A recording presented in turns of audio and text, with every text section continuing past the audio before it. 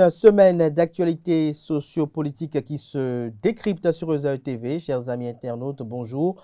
Bienvenue sur Info Hebdo de ce 4 novembre 2023 pour lequel j'ai convié en plateau Jandel Glessougbe. Il sera face à Arnaud Doumaou, tous deux journalistes, analystes politiques. Avec eux, nous parlerons de la décoration des députés de la 9e législature. Nous parlerons également de l'instauration des Voodoo Days au Bénin, de la lutte contre la cybercriminalité. Mais avant, nous évoquerons la mise en service d'un oléoduc du pipeline Bénin-Niger pour cadrer avec l'actualité, bien évidemment.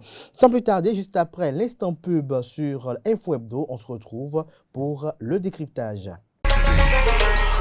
Sous le coparrainage de leurs excellences, M. Patrice Talon, président de la République du Bénin, et M. Bola Ahmed Tinubu, président de la République fédérale du Nigeria, président en exercice de la conférence au sommet des chefs d'État de la CEDEAO, il sera procédé le 17 novembre 2023 à 10h à l'inauguration du Centre d'information et de coordination du marché régional de l'électricité de la CEDEAO à Abomey-Kelevi, en présence des chefs d'État et de gouvernement, du président de la commission de la CEDEAO et des ministres en charge de l'énergie. Avec la construction du Centre d'information et de coordination, l'électricité pour tous en Afrique de l'Ouest devient progressivement une réalité.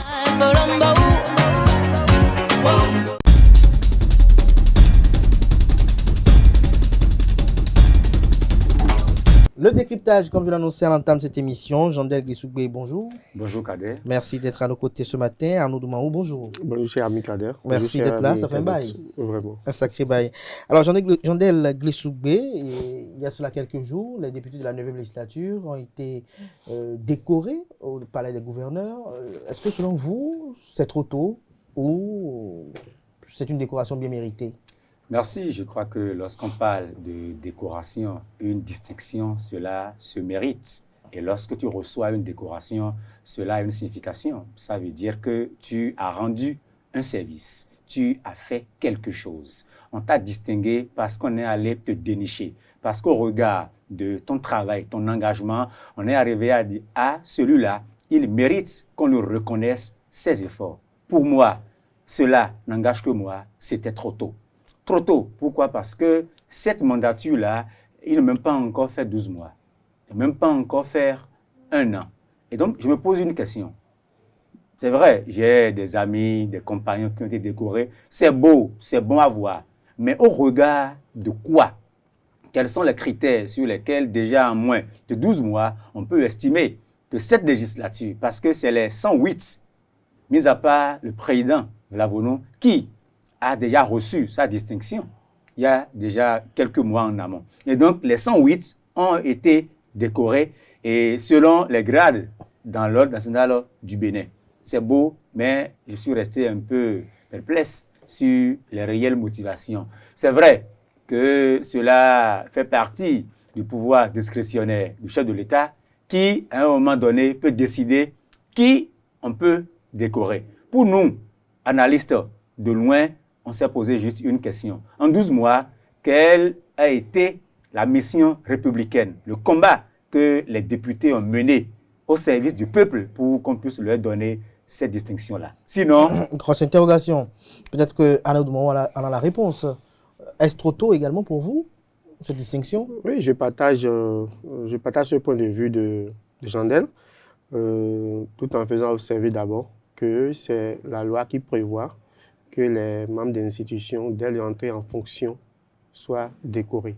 Cette décoration est différente des autres types de décorations, décoration à titre posthume ou décoration sur le mérite. Oui. Alors, lorsque ça, c'est ce qui est prévu par la loi. Donc, ça veut dire que on installe les institutions, les membres des institutions la loi prévoit qu'ils soient décorés dès leur entrée en fonction. Vous voyez? Ce qui n'est pas la même chose pour les autres types de décoration. Alors là, la question se pose, pourquoi dès leur entrée en fonction? Et c'est là, sur ce point, que je rejoins un peu Jandel. Parce que vous voyez, j'ai suivi la dernière fois la même chose pour l'ARAC. Mais on a constaté que la vice-présidente de l'ARAC, puisqu'il y a la décoration des membres de l'ARAC, la 6e mandature, a pris également un peu de temps. Donc, il y a un peu de retard dans la décoration des membres de la 6e mandature. Et dans son discours, la vice-présidente faisait observer que ce retard a quelque part permis de voir un peu les actions menées par la mandature actuelle de la RAC et donc a mis à l'actif de cette mandature la gestion efficace des médias lors des différents scrutins que nous avons vécus et pour dire donc ils ont permis quand même de maintenir donc, le flambeau de la démocratie béninoise, donc de faire rayer l'ordre. Vous voyez, ça veut dire donc déjà toute la difficulté qu'on peut avoir à simplement découvrir les gens dès leur entrée en fonction. C'est vrai que la loi dispose de cela, mais la loi a été donc votée et élaborée par des hommes. Donc, on peut revoir cette disposition de la loi. Je comprends sur l'idée fondamentale peut-être qui sous-tend cette disposition de la loi parce que, bon, lorsque vous avez occupé de hautes fonctions de la République, c'est normal que l'État quand même puisse vous reconnaître. Donc, je ne dédie pas ou je ne dénie pas à toutes ces personnes-là qui peut-être ont peut-être fait 3 ans, plusieurs mandatures à l'Assemblée nationale, mais peut-être qu'ils n'ont jamais été décorés. Pourtant, ils ont occupé de hautes fonctions au sommet de l'État. Donc, je comprends l'idée derrière la décoration des membres des institutions. Mais au lieu que ce soit, dès leur entrée en fonction... Selon vous, cette décoration répond à cette prescription légale? Ça répond à la loi. Ça répond à la loi.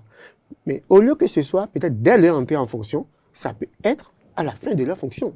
Ça permet donc, lorsqu'on veut décorer, de retracer un peu le parcours institutionnel et de remercier ces acteurs-là, sans doute, à la fin, à la sortie de la fonction. Ça va, d'un point de vue, ça aurait un peu plus de sens, cette genre de décoration. Alors, vous estimez trop tôt, tout de suite, les gens sont montés au créneau, sur la toile on a lu un peu de part et d'autre, que les gens s'en sont pris aux députés de l'aide démocrate, disant qu'ils ont tout le temps refusé tout, ils ont tout le temps boycotté tout ce qui venait de l'exécutif, mais les décorations, ils n'ont pas refusé. Quel commentaire avez-vous sur cette opinion? Pourquoi et au nom de quoi ils vont refuser d'être décorés?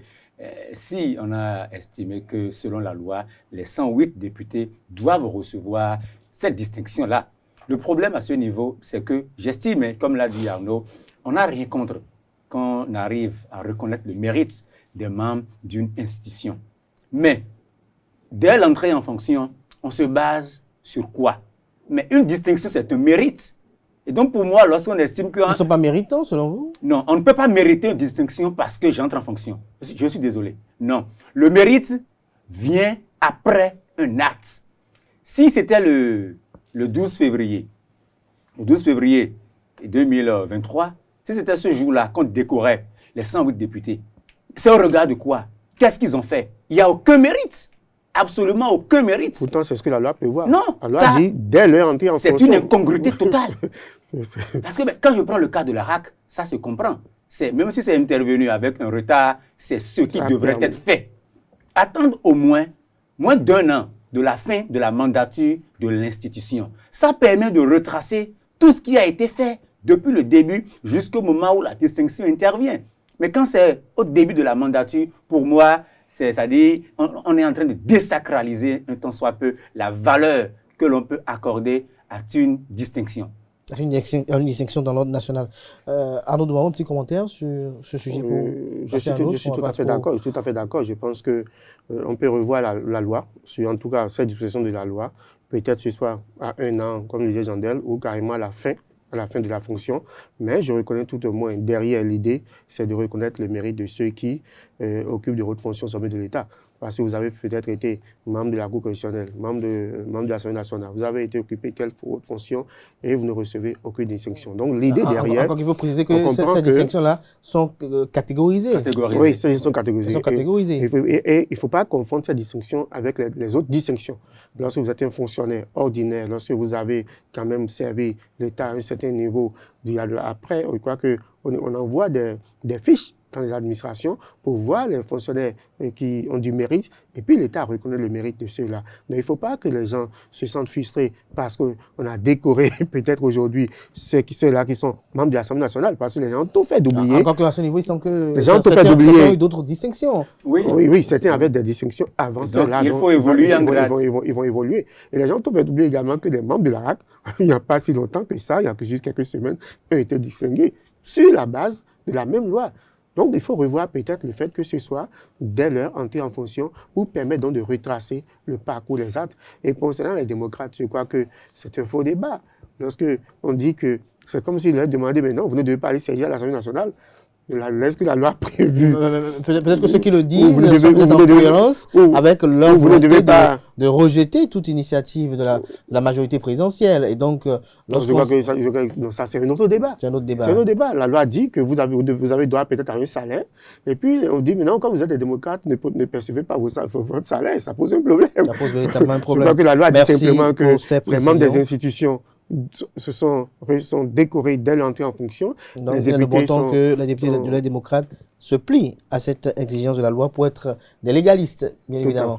Merci à vous, Arnaud Doumaou. L'autre... Encore qu'ils sont des démocrates. Ils sont les démocrates, bien évidemment. Mais avant de passer à notre sujet très rapidement, qu'est-ce que vous pensez de leur animation de la vie parlementaire? Les démocrates, oui. Vous savez, il faut, pour que la démocratie respire, une opposition constructive. Je suis peiné, je suis gêné lorsque les démocrates optent pour la posture de tout rejeter. Non. La dernière fois, on a vu pour le vote du budget de l'Assemblée, ils ont voté contre. Le rapport du président, ils ont voté contre. Il y a beaucoup d'autres choses où, en bloc, ils s'unissent et les 28, ils votent contre. C'est-à-dire que dans le fond, il n'y a rien de bon qui passe à l'Assemblée. Est-ce qu'on est là pour peindre tout en noir? Il se pose véritablement un problème. Lorsque vous estimez que ça ne va pas, il faut faire des propositions juste pour dire, nous sommes pour ça, mais ça là, on n'est pas d'accord. On aurait aimé qu'on fasse de telle manière. Mais se mettre dans une posture de tout refuser de façon catégorique, je me demande, ça veut dire qu'aujourd'hui, il n'y a plus rien de bon qui passe à l'Assemblée. On s'interroge. Alors, à notre moment, finalement, on dira que les démocrates constituent une minorité de blocage. Je ne partage pas votre opinion. Puisqu'ils rejettent tout. Je ne partage pas cette opinion. Je pose la question dans l'autre sens. Pourquoi pour les députés de la mouvance, tout est bon? Ouais. Ça pose un problème aussi. Pour tout ce qui se passe à l'Assemblée, il n'y a rien à revoir, tout est bon. On vote en bloc pour dire oui, c'est bon, nous sommes d'accord, on est pour. Ça pose un problème. Ça pose un problème aussi. Alors, pour vous dire donc, quand je renvoie dans les deux sens. Donc, c'est le bon principe de la démocratie. Ça veut dire donc que c'est le jeu politique qui se joue à l'Assemblée nationale. Le jeu démocratique. C'est le jeu démocratique qui se joue à l'Assemblée nationale. C'est un rapport de force. Si les députés de la mouvance estiment qu'à leur niveau, ils doivent faire bloc pour dire que tout est bon et dans tout ce qu'on fait, il n'y a rien à redire, il n'y a pas de critique, il n'y a rien à corriger et tout ce qui passe est bon, on met carton vert sur tout ce qui passe. C'est normal que de l'autre côté, qu'on ne demande pas aux autres de dire aussi que bon, c'est bon. Je crois que fondamentalement, si on doit pouvoir jeter la balle, on doit jeter la balle dans les deux sens pour équilibrer. Et donc ce sont de bonnes guerres. Que c'est de bonnes guerres à l'Assemblée. C'est vrai qu'on aurait souhaité avoir d'autres images. On aurait souhaité avoir une autre image du Parlement. Des débats constructifs. Des débats constructifs pour voir, tant dans le camp de la mouvance que de l'opposition, que quand même sur certains sujets, que des gens de la mouvance rejoignent ceux de l'opposition et que ceux de l'opposition sur certains sujets d'intérêt, parce que nous parlons de l'intérêt national, sur certains d'intérêt des populations, rejoignent, que l'opposition rejoigne parfois la mouvance et vice-versa. Mais quand nous n'avons pas ce schéma et que le schéma actuel que nous avons... Mais ce schéma n'est plus possible avec... tous les gens de la mouvance aujourd'hui, tout ce qui se passe... Mais donc, encore que pour la mouvance, c'est la continuité. C'est la continuité. Donc, tout ce qui se passe est bon. On vote en blanc. Et puis, de l'autre côté, on vote en noir. Bon, je dis qu'on constate, on observe jusqu'à quand chacun dans l'autre camp va pouvoir...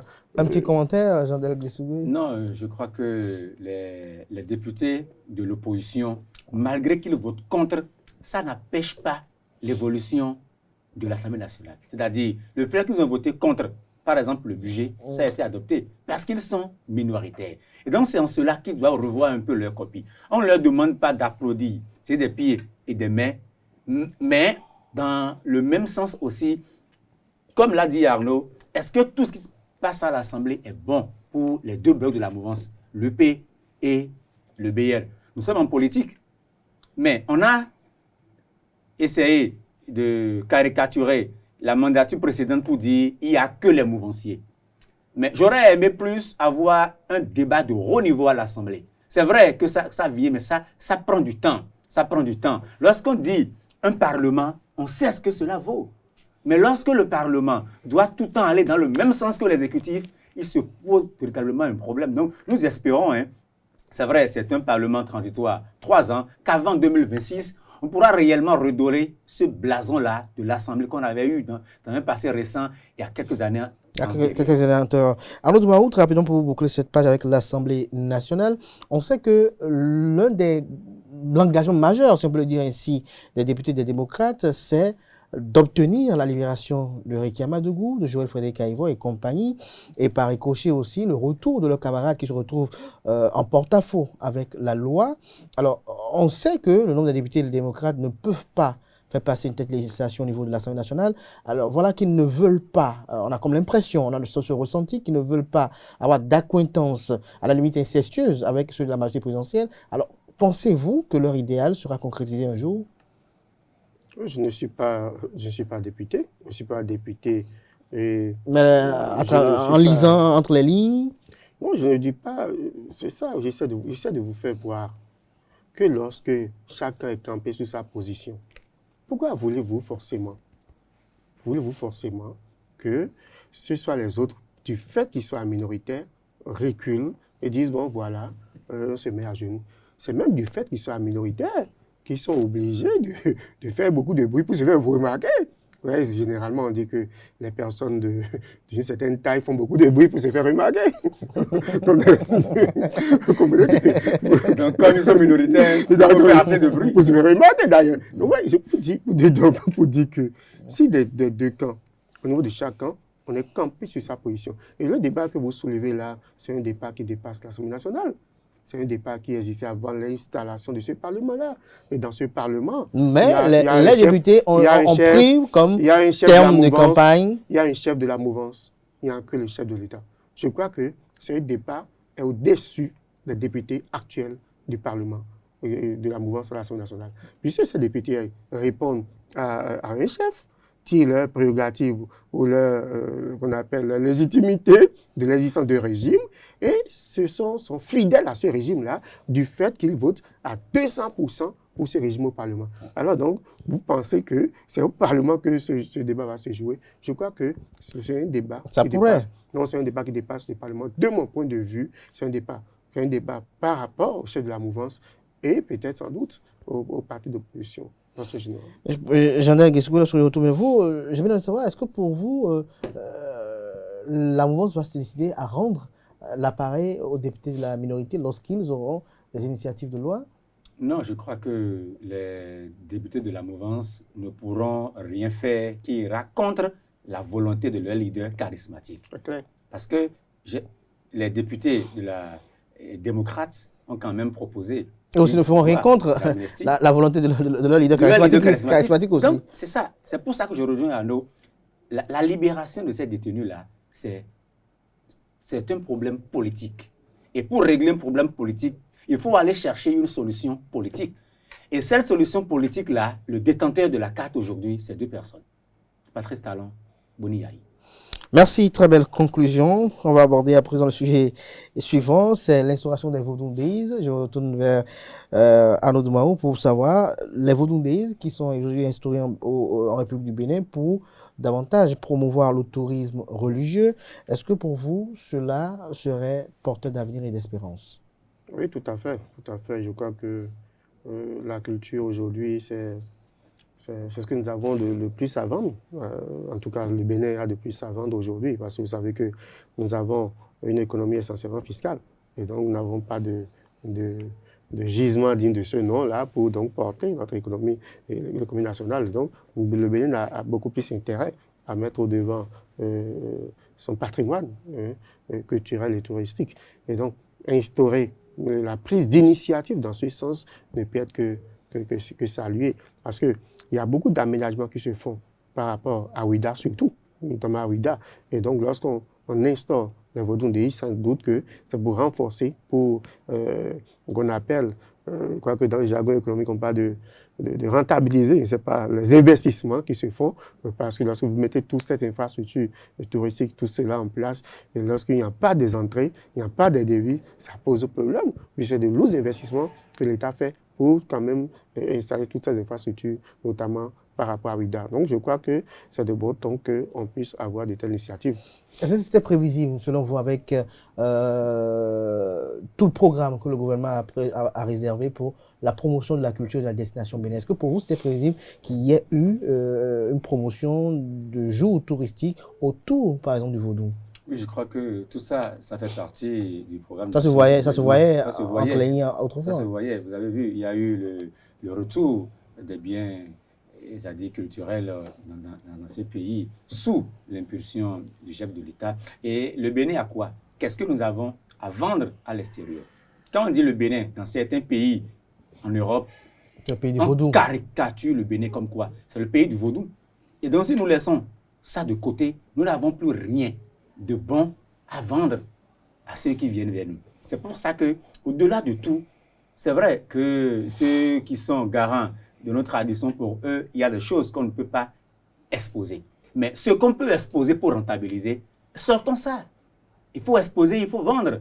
Le vaudou, ce n'est pas uniquement pour le couvent. Ce qui est pour le couvent, réservons ça pour le couvent, pour les initiés. Mais ce qu'on peut exposer, ce qu'on peut vendre, ce qu'on peut mettre sur la place publique pour rapporter des devises pour l'évolution du pays, il faut le faire. Je crois que... Le côté beaucoup plus culturel. Culturel. Et c'est dans ce sens-là que Vodou Ndeye aujourd'hui est instauré. Pour moi, la ville de Ouida qui est choisie, ça ne pose pas de problème.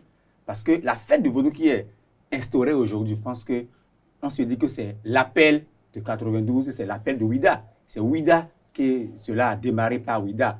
Et quand l'histoire nous a enseigné que Ouida a occupé... Ouida est riche. Est riche. Dans notre histoire. Parce que j'ai entendu des commentaires, on a dit pourquoi on n'a pas choisi Abomey? Pourquoi on n'a pas pris Porto-Novo? Donc, l'heure n'est pas au débat pourquoi on n'a pas pris telle ville. C'est le Bénin qui compte. C'est le Bénin qui compte et pour moi, ça ne pose aucun problème. Il faut maintenant réunir tous ceux qui sont les dignitaires, tous ceux qui peuvent contribuer à rentabiliser ce projet-là pour que les investisseurs, quand même lorsqu'ils viennent dans le pays, ils puissent quand même visiter ces installations-là et que le Bénin puisse en tirer véritablement de profit. De profit. Alors, donc finalement, le gouvernement a vu juste en décidant de promouvoir la destination Bénin à travers le vaudou. Oui, tout à fait. Et puis, c'est pas, je crois qu'il y a d'autres initiatives par rapport au vaudou. La route du vaudou et tout du genre. Le musée. Le musée du vaudou. Donc, je crois que c'est un tout. C'est un tout. Donc, tout un projet, tout un programme. Voilà, ceux qui disent bon, pourquoi pas telle ville, pourquoi pas Porto-Novo. Parce qu'il y a d'autres choses implémentées à Abomey, d'autres choses à Porto-Novo. Voilà, c'est comme si on a tout fait d'oublier un peu que c'est un tout. Lorsqu'on n'a pas de projet touristique, culturel ou touristique à Ouida, c'est tout un corpus. Voilà, c'est tout un corpus. La question, peut-être pour moi, peut-être un peu plus essentielle, c'est le jour ou le mois. Parce que vous savez qu'on fête habituellement le 10 janvier la fête du vaudou. La fête du vaudou le 10 janvier qui attire beaucoup de monde, même si les manifestations officielles ne se font plus forcément à Ouida. Parce qu'aujourd'hui, ces manifestations officielles sont un peu étonnantes, un peu dans certaines communes. Mais quand même, il y a beaucoup de monde à l'occasion de chaque 10 janvier également à Ouida. Maintenant, on veut que tout le monde se consacre Maintenant, lorsque nous allons sur Ouida. Les vaudous toujours dans le mois de janvier, je me dis à quel moment nous allons placer cela. Donc, je crois que ça va être un problème peut-être de calendrier ou de date pour qu'on ne perde pas. Parce qu'il vaut mieux avoir peut-être deux fêtes qui nous permettent de faire entrer des devises que d'en avoir qu'une seule. Vous voyez, c'est que lorsque nous avons un 10 janvier où les gens font leur programme pour venir un 10 janvier, ça veut dire que nous gagnons en matière de ressources ce 10 janvier-là. Mais lorsque nous choisissons, je dis n'importe quoi, peut-être... Oui, mais le 10 janvier, c'est la fête du vaudou. Oui, mais je dis est-ce que vous ne voyez pas... Je dis dans le même mois. Dans le même mois. Lorsque les touristes ils font les programmes, le calendrier par rapport à l'agenda, ce n'est pas parce que nous n'allons pas en vacances souvent chez nous que d'autres ne sont pas totalement organisés. Ouais. Donc, ils font leur programme par rapport à ça. Et lorsque nous pouvons déplacer des gens peut-être un 10 janvier, déplacer encore les mêmes peut-être sur un 10 août, ou je ne sais pas, comme ça, je crois qu'en matière de date, ça va être un peu plus intéressant. Maintenant, le tout en janvier, comment ça va s'organiser? Est-ce que le 10 janvier va se retrouver au cœur des Vodou Ndeye? Parce que c'est aussi une possibilité. Parce que c'est pas justement ça. Dans la mise en œuvre, on peut peut-être voir qu'il y aura plusieurs jours et qu'on n'aura plus que 10 janvier. Le 10 janvier peut être inclus peut-être dans le Vodou Days. Donc je ne sais pas. Vous êtes sans doute dans le secret des dieux. Alors, dans la foulée, tout à l'heure, vous avez commencé par évoquer un peu les commentaires autour de cette initiative-là. C'était estime qu'on aurait pu dire Vodou Zangbé ou bien qu'on aurait pu quand même trouver un nom lié à nos langues locales plutôt que de choisir l'anglais. Est-ce que ça pose véritablement un problème? Parce que, Béninois, nous sommes champions en quelque chose. On ne veut pas réfléchir, on ne veut pas proposer. Mais lorsque on expose, à ce moment-là, on trouve à dire. Est-ce que c'est le nom qui est le problème ou bien c'est le contenu? Ce qu'on a mis dans le projet, c'est ça qui devrait nous interpeller le plus. Qu'on s'attarde sur le nom qui est donné, oui, je comprends, parce qu'il s'agit du vaudou, puisque c'est notre culture. On aurait aimé qu'on mette en exergue aussi notre langue nationale, oui, mais ce que nous exposons, nous le faisons plus pour qui? Pour ceux qui viennent vers nous. Parce qu'a priori, nous savons déjà ce qui est là, et c'est nous qui voulons vendre. Et donc, si on dit Vodou Days, et qu'on estime que c'est un nom anglais, et qu'on a utilisé pour l'initiative, je pense qu'on devrait s'unir autour de ça pour que cela puisse prospérer au lieu de perdre le temps par rapport, c'est-à-dire au nom qu'on a donné à ça. Je voudrais quand même inviter les uns et les autres à se mettre ensemble pour l'aboutissement heureux de ce projet-là, que de chercher forcément à vouloir ramener ça dans Vodou Zangbé ou tout ce qui reste. Ce qui reste. Dans le concept Vodou Days, vous ne vous posez pas de problème. Non, toujours est-il que ceux qui est fait de vaudou, qui est tourisme autour du vaudou.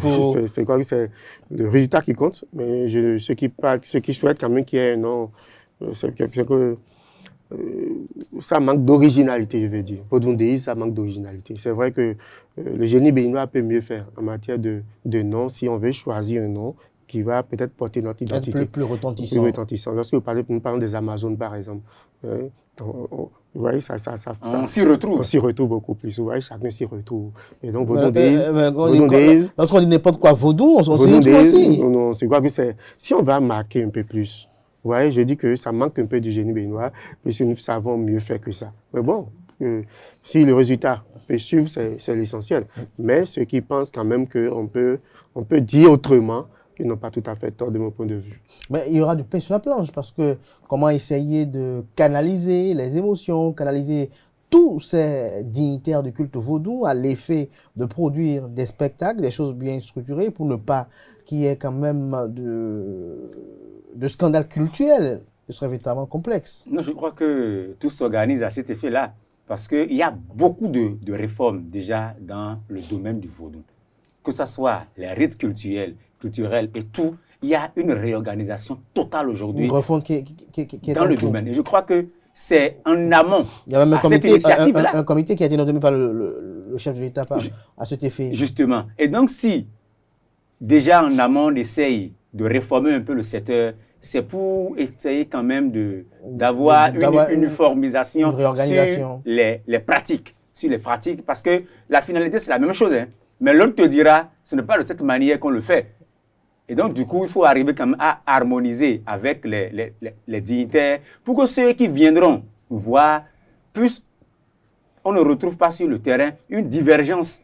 Parce que la même histoire, on rencontre ce guide-là qui dit pour lui, pour la même histoire, le second guide, il dit autre chose carrément. C'est ça qu'on doit éviter lorsque c'est des étrangers que nous recevons pour vendre notre culture. Pour vendre notre culture. Pour finir, Arnaud Doumaou, donc on doit espérer que tel que les gens se rendent tout le temps à la Mecque pour le pèlerinage musulman, les gens vont peut-être en Italie pour bien d'autres causes. On espère que les gens viendront au Bénin pour la cause du vaudou et qu'on comptera des millions de pèlerins.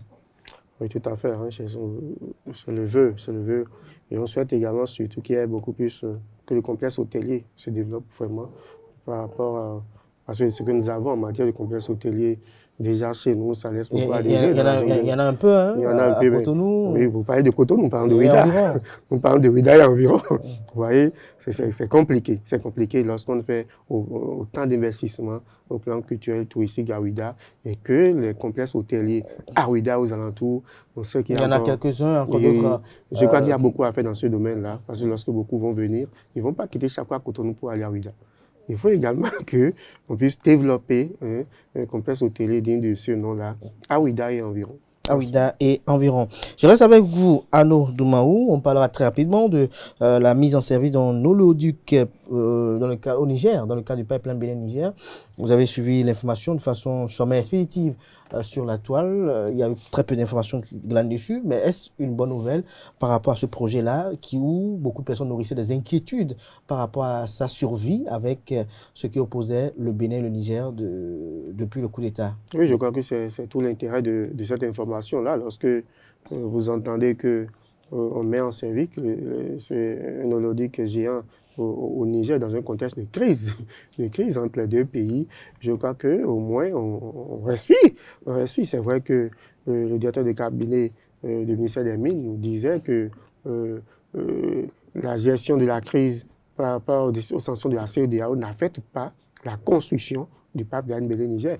Et donc aujourd'hui, avec la mise en service de l'autre côté là-bas, on se dit quand même que ça veut dire que les investissements massifs qui ont été consentis seront sans doute rentabilisés à la fois du côté Bénin et du côté Niger, parce que nous parlons quand même de près de 6 milliards de dollars.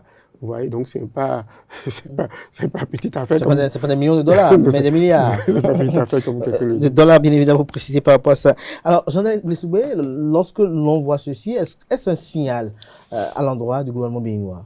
Je crois que c'est un signal et c'est une satisfaction pour le gouvernement béninois, parce que lorsqu'on regardait un peu cette position-là des poutistes et tout ce qui s'est passé dans la fermeture des frontières avec les décisions de la CEDEAO, lorsqu'on regarde un peu la position du Bénin par rapport au Niger, il y avait beaucoup plus de liens de fraternité entre le Bénin et le Niger que le Niger et d'autres pays de la sous-région. Et vous avez vu à l'époque qu'il y avait des commentaires de gauche à droite. Beaucoup se disaient, mais même si tous les pays faisaient ça au Niger, que le Bénin n'allait pas le faire. C'est vrai, c'était dans un contexte précis. Et donc, si on arrive quand même à avancer un tant soit peu sur ce projet-là, c'est une grande satisfaction pour le Bénin, puisque le Bénin aussi a beaucoup à gagner. Beaucoup à gagner. N'oubliez pas l'investissement qui est déjà fait depuis qu'ils ont démarré et la réalisation de ce projet-là avant que le coup d'État n'intervienne pour tout bouleverser. Donc nous espérons que réellement que la situation géopolitique aujourd'hui n'affecte pas la concrétisation de ce projet-là. Autant le Niger est gagnant, le Bénin aussi est gagnant. Le Bénin aussi est gagnant. Donc on espère que dans les jours à venir, le Bénin aura peut-être une décision qui sera de nature à dissoudre un peu l'atmosphère qui paraît un peu très contractée. Oui, mais je dis souvent que le dégel de la situation par rapport à la situation de la CEDEAO ne dépend pas du Bénin, parce que c'est une situation. Le Bénin fait partie de la CEDEAO, et le Bénin est tenu de par ses engagements à respecter. Mais lorsqu'on voit que d'autres pays membres de la CEDEAO ne respectent pas cette disposition-là et profitent donc vous demandez au Bénin d'être un mauvais exemple de la sous-région. Je le dis souvent par rapport à ce débat, je dis souvent, si le Bénin ne respectait pas les décisions de la CEDEAO sur d'autres préoccupations, pas forcément pour le Niger, nous serons les mêmes à venir dire que c'est un État voyou, que le Bénin, ce pays-là ne respecte pas ses engagements par rapport à la communauté. Donc aujourd'hui, de mon point de vue, le Bénin ne fait pas mal de respecter ses engagements. Donc il revient impérativement à la CEDEAO alors Voilà, il revient aux autorités du Niger de continuer dans cette dynamique-là.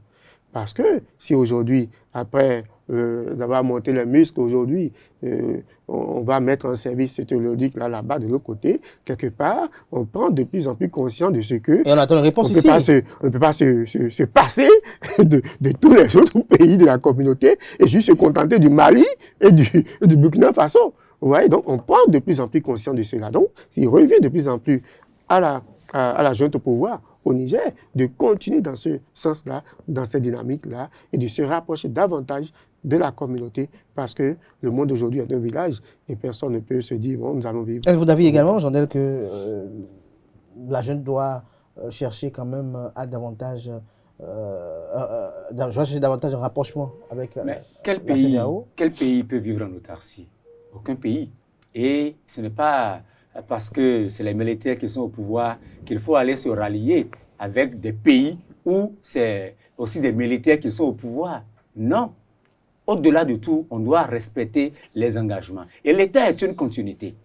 Lorsque vous prenez le pouvoir chez les civils, mais il y avait déjà des projets en instance ou des projets en cours de réalisation.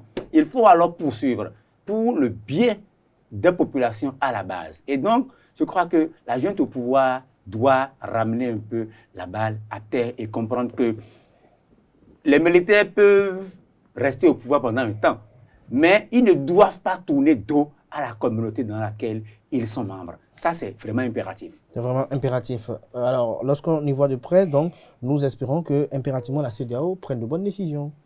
Oui, que la CEDEAO nous espérons puisse se réunir pour quand même penser sur la situation, parce que là, on voit que la jeune n'est pas prête à fléchir.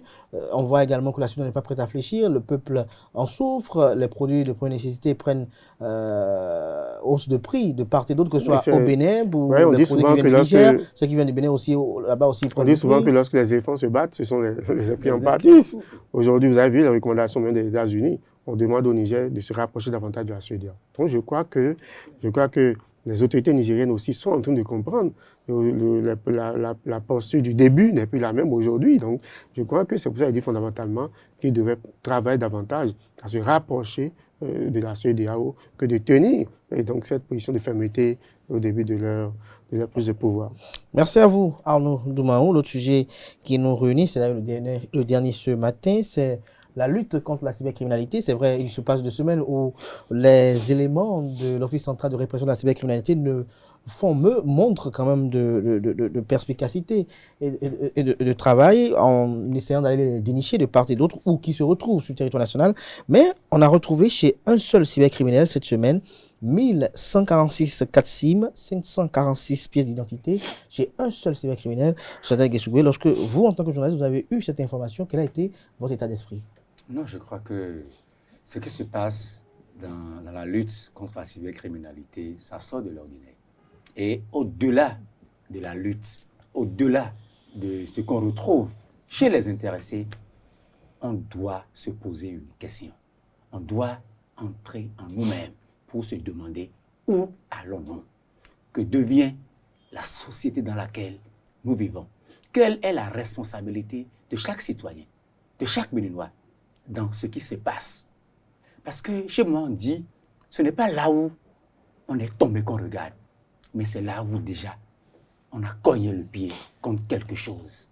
Mais qu'est-ce qui nous est arrivé pour que des enfants, des jeunes, des étudiants, des apprentis, des artisans puissent laisser ce qui peut leur rapporter quelque chose pour la survie et s'adonner à cette activité-là?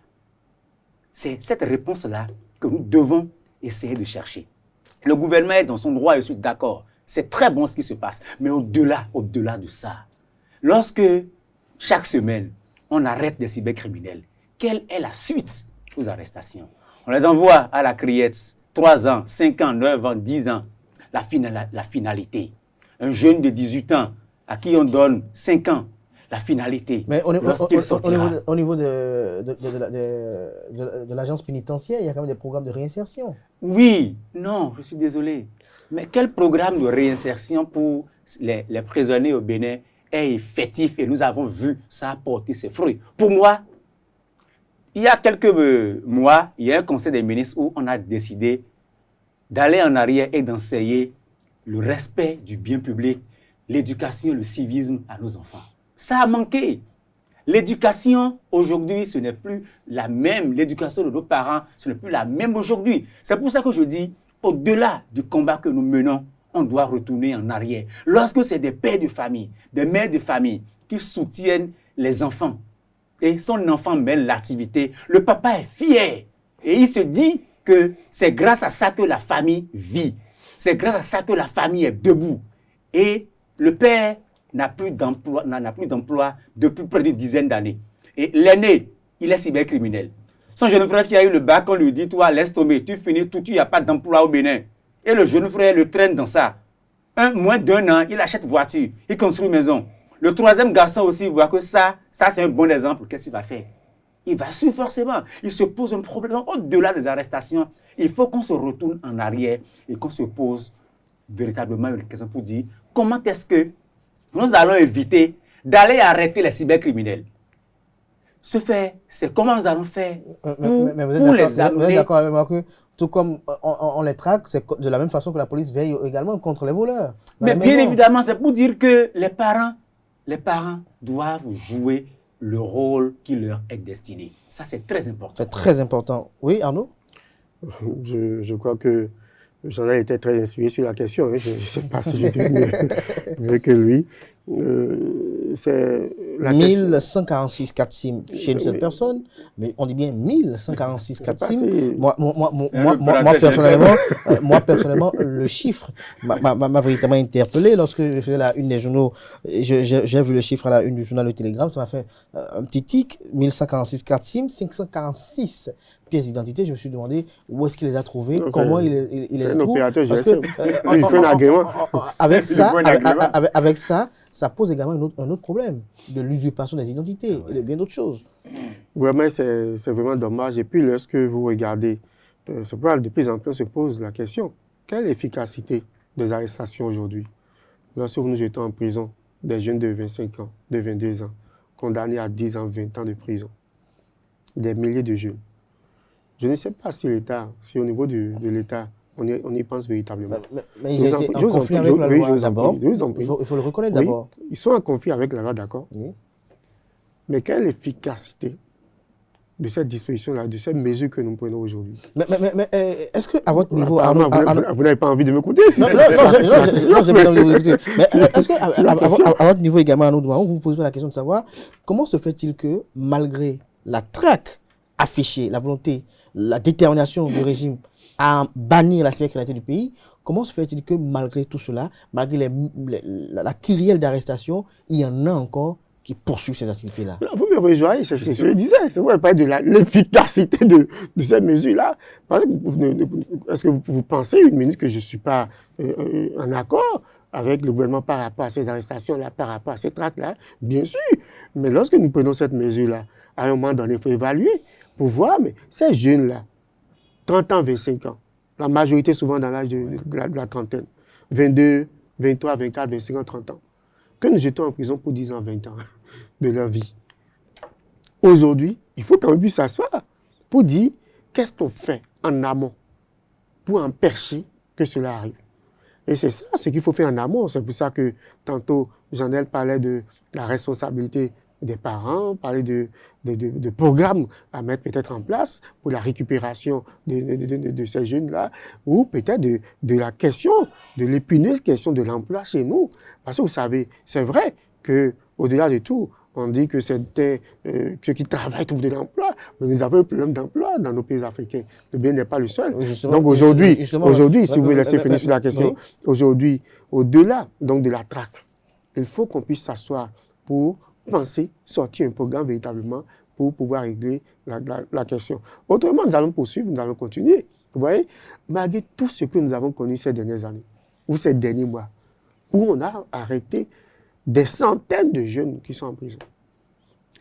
Quelqu'un se permet de détenir 1000 et quelques victimes et poursuit normalement ses activités comme si de rien n'était. Comme si de rien n'était. Cela doit vous offusquer.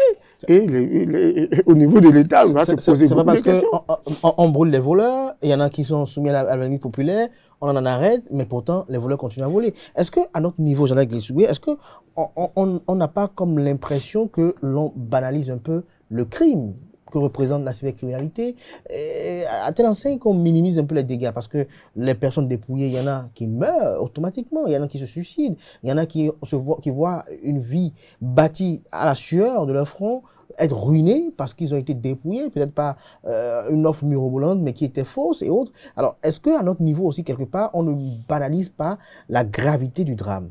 Est-ce que vous savez que la cybercriminalité existait depuis plusieurs dizaines d'années?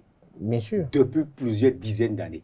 Mais pourquoi les jeunes ont trouvé ce chemin et ont estimé que c'est le chemin le plus facile? Salut. Mais c'est ça. C'est à la recherche du gain facile? Non, c'est à la recherche du pain.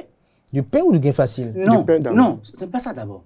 C'est d'abord la recherche du pain. Mais pourquoi vous n'avez pas apporté vous ce chemin? Non, c'est une question d'éducation, une question de principe. Mais c'est ça le problème. Lorsque l'éducation a déserté le forum, mais et nous sommes dans une société où tout le monde veut se faire voir. Ça, c'est normal. C'est normal. L'exhibition. Au-delà de tout, l'ostentation. Le gouvernement actuel doit se poser une question. Lorsqu'on regarde les chiffres et les taux, mais l'ANAQ existait au Bénin. Mais pourquoi c'est durant ces dernières années que cela a pris une dimension proportionnelle? C'est parce que la question de l'emploi et du chômage, cela s'est accentué. Et l'éducation, beaucoup de parents ont raté le rôle qu'ils doivent jouer. Le gouvernement ne cesse de lancer des concours de part et d'autre. Il y a des programmes d'insertion professionnelle de part et d'autre. La question d'emploi, ce n'est pas la question des concours, non. Quel est le cadre qu'on a mis en place pour aider les privés à créer l'emploi? L'emploi, ce n'est pas l'État qui crée l'emploi, mais l'État crée les conditions pour le secteur privé. Et c'est le secteur privé, à lui, qui crée les emplois. Aujourd'hui, de 2016 à aujourd'hui, combien d'emplois ce gouvernement-là n'a pas supprimé? Combien de chômeurs nous ne comptons pas parce que c'est une réforme qu'on a lancée dans un secteur ou un autre? Combien de fois des entreprises n'ont pas été redressées, ont fermé leurs portes? Donc il y a beaucoup de problèmes qu'au-delà d'arrêter les jeunes, on doit entrer en nous-mêmes pour dire, réglons d'abord le problème à la base. Mais Jandel, est-ce mobile selon vous jusqu'à ce niveau pour être cybercriminel? Non, on ne peut pas dire que c'est un mobile pour encourager la cybercriminalité. Mais en menant la lutte, si on ne pense pas régler efficacement la question de l'emploi, lorsqu'on n'offre pas c'est-à-dire un cadre adéquat pour les entrepreneurs, pour qu'on crée l'emploi, on va arrêter aujourd'hui, le cybercriminel est là, on a arrêté son prochain, c'est-à-dire son ami, demain, il fera encore la même chose. Tout comme le voleur. Justement. Et donc, il faut aller au-delà de l'arrestation. Vous avez, quand vous comparez comme un voleur vulgaire pourquoi vous estimez qu'il est vulgaire? Non, laissez-moi finir. Aux jeunes cybercriminels, pourquoi vous estimez qu'il est vulgaire, c'est comme si vous ne voyez pas le nombre. Combien de voleurs sont arrêtés en un an? Mais lorsque nous parlons des cybercriminels, autour de l'arrestation, il n'y a pas de communication. Nous parlons des milliers de jeunes. Autour de l'arrestation, les voleurs, il n'y a pas de communication. Nous parlons de il n'y a pas de communication, on ne communique pas les chiffres. Même s'il y a de communication, nous parlons de milliers de jeunes. Combien de jeunes qui n'ont pas juste leur Android? Juste le Android. Il suffit au petit d'avoir son Android. Et puis bon, avec la connexion, et puis c'est fini. Il va arnaquer quelqu'un avec son portable. Vous ne voyez pas que c'est un phénomène qui prend plus d'ampleur que le voleur ordinaire dans nos maisons. Combien de jeunes... Le voleur ordinaire, lui, il est soumis à la politique populaire. Le voleur ordinaire ne vole pas facilement avec son portable. Le voleur ordinaire, il prend du temps. Il a du chemin à faire, il y a une organisation, toute l'organisation, une planification. Mais les jeunes qui a son portable, qui a son Android, et qui sait qu'à partir de son portable... Le voleur lui risque sa vie pour aller voler. Vous dites donc que c'est des milliers, ce sont des milliers de jeunes, chaque jour, ben là nous parlons... Qui volent autrui aussi, parce qu'eux aussi volent autrui. Qui s'adonnent donc ils volent autrui. À cette affaire-là. Ils volent autrui, ils font du vol aussi. Ils sont dans le vol, tout à fait. Et ces jeunes-là, que nous jetons pas centaines en prison. Je dis, si vous trouvez que c'est la meilleure option, que bon, alors là, il n'y a pas de débat. On poursuit. On poursuit la question que nous nous posons. Nous ne disons pas. Pour finir. Nous n'avons pas dit, laissez-moi finir d'abord sur ça. Nous n'avons pas demandé qu'on n'arrête pas, qu'on ne sanctionne pas, parce qu'il y a des lois au Bénin. Et donc, si quelqu'un tombe sur le coup de la loi, la personne va en répondre. Donc, ne demandons pas, n'encourageons pas les cybercriminels. Mais si nous faisons le débat, c'est pour dire qu'au-delà donc de la sanction pénale, qu'au-delà de cette sanction pénale-là, qu'on puisse quand même réfléchir à la mise en place peut-être d'une politique ou d'un programme pour la récupération de ces jeunes-là. Et vous n'êtes pas surpris parfois de voir quand même certains grands arnaqueurs arrêtés peut-être qui sont condamnés peut-être à 3 ans, 5 ans. Et les jeunes de 25 ans, ils sont condamnés à 20 ans. Mais vous ne sentez pas une certaine disproportion dans la condamnation. Ils sont condamnés en fonction des preuves. Nous sommes journalistes et nous suivons les condamnations. Nous suivons l'actualité. Lorsque vous voyez des jeunes, des aînés d'un certain niveau, d'un certain âge. Ceux qui ont détourné. Qui sont, non, même arnaqueurs, qui sont quand même reconnus pour le fait, mais qui ont parlé du parcours dans ce domaine, qui sont condamnés à 5 ans. 3 ans. Tout dépend des preuves. Et vous prenez des jeunes tout dépend des preuves. De 25 ans, de 22 ans, que vous condamnez à 20 ans de prison. Devant lui. À passer en prison, on lui donne le temps. On condamne à 20 ans, à 15 ans de prison. Lorsqu'on retrouve avec vous 1100, près de 1200 Katim avec vous. Lui, c'est un génie. Vous voulez qu'on vous condamne? Vous voulez avoir. Lorsqu'il y a des preuves qui nous accablent. C'est un génie où, au-delà de le condamner, on doit utiliser son expertise au profit du développement de la nation. C'est comme le jeune qui a volé du crédit à MTN. Des millions de crédits à MTN, là. Celui-là, il doit, au-delà de le décorer, là, on doit prendre son expertise pour mettre ça dans le bon sens. C'est ça. C'est le génie. Merci à vous. Je vais terminer en disant, oui. je voudrais profiter de ce sujet-là pour demander à nos policiers de savoir agir. Dans Cotonou, dans Cannabis, c'est comme s'il n'y a plus de jeunes honnêtes qui peuvent acheter de motos et rouler. Il suffit qu'on te voit sur une moto, on t'arrête, on te pète tout le temps des questions. Mais c'est bizarre, moi j'ai jamais été soumis à ça. Non, mais c'est fréquent. Pourtant. C'est fréquent. C'est fréquent. Je l'ai dénoncé la dernière fois. On vous arrête une fois déjà. Ce n'est pas bon. On ne refuse pas de faire le contrôle des pièces des motos. Mais lorsque j'ai ma moto, je montre la pièce de la moto, je sors ma pièce d'identité, on me demande quelle est ma fonction. Je prouve ma fonction, on me demande, je gagne combien. L'OPJ là a quelle qualité pour que ça soit un carrefour qu'il me soumet à un interrogatoire. Donc, nous sommes pour la lutte, mais il ne faut pas, c'est-à-dire créer de la psychose dans la tête des Béninois. Merci à vous, Jean-Daniel Glessou-Gouillon, on a compris toute votre amertume. Merci de clore ce débat. Arnaud veut ajouter quelque chose? Merci Jean-Daniel Glessou-Gouillon, merci également Arnaud Doumaron. Je rappelle que vous êtes tous deux journalistes et analystes politiques. C'était Info Hebdo de ce samedi. Merci pour l'attention, chers amis internautes. On se retrouve demain dimanche pour l'invité avec le professeur Dodji Polite Amouzovi, pontife du Vaudou Sapata. Avec lui, nous parlerons forcément du Vaudou et notamment de l'instauration des Vaudou Days. L'École supérieure d'administration, d'économie, de journalisme et des métiers de l'audiovisuel ESAE offre de nouveaux challenges pour l'année universitaire 2023-2024. Étudiantes et étudiants, parents d'élèves nouveaux bacheliers, ESAE, c'est la garantie d'une formation de qualité à des conditions très avantageuses. À Gbedjromede, à Papa, à Boumekalavi et Parakou, inscrivez-vous en administration générale, administration du travail et de la sécurité sociale, trésor et finances publiques, impôts, diplomatie et relations internationales, journalisme et métiers de l'audiovisuel, gestion des marchés publics, planification et développement local, sciences économiques, sciences juridiques et toutes les filières des sciences de gestion. ESAE vous offre des bourses, demi-bourses et de réductions pour les premières inscriptions dans toutes ces filières. Waouh! En licence 1, 2 et 3 et en master, bénéficiez jusqu'à 50% de réduction sur tous nos sites. N'est-ce pas génial? Infoline. ESAE Gbedjromede, 3e rue à droite en quittant le carrefour Le Jador pour la BIBE Jéricho ou au plus 229 90 93 65 21 98 98 14 00 à Kpakpa au plus 229 52 88 33 33 à Boumekalavi au plus 229 52 88 44 44 Parakou au plus 229 52 46 12 12. ESAE, l'excellence à un an.